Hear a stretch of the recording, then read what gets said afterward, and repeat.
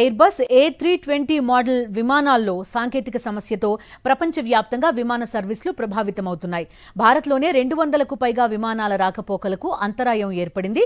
Airbus ప్రకటన నేపథ్యంలో తమ సర్వీసులకు సంబంధించి ముందస్తు చర్యలు చేపట్టినట్టు ఎయిర్ ఇండియా, ఇండిగో వెల్లడించాయి. సర్వీసులు రద్దు కాలేదని కాస్త ఆలస్యం అవుతున్నట్టు ఇండిగో ప్రకటన జారీ చేసింది.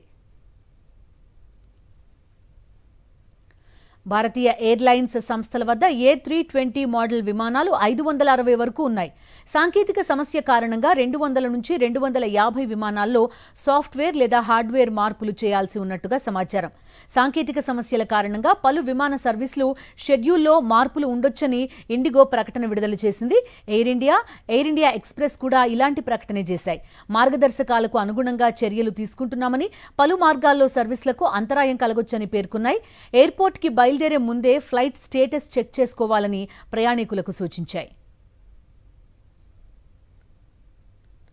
A320 మోడల్ విమానాల్లో సోలార్ రేడియేషన్ కారణంగా సాంకేతిక సమస్య తలెత్తినట్టు ఎయిర్ బస్ వెల్లడించింది. ప్రపంచవ్యాప్తంగా ఉన్న 6000 విమానాలకు అప్గ్రేడేషన్ అవసరమని ప్రకటించింది. ఎయిర్ బస్ హెచ్చరికల గురించి తెలియజేస్తూ European union aviation safety agency EASA ఒక ప్రకటన విడుదల చేసింది.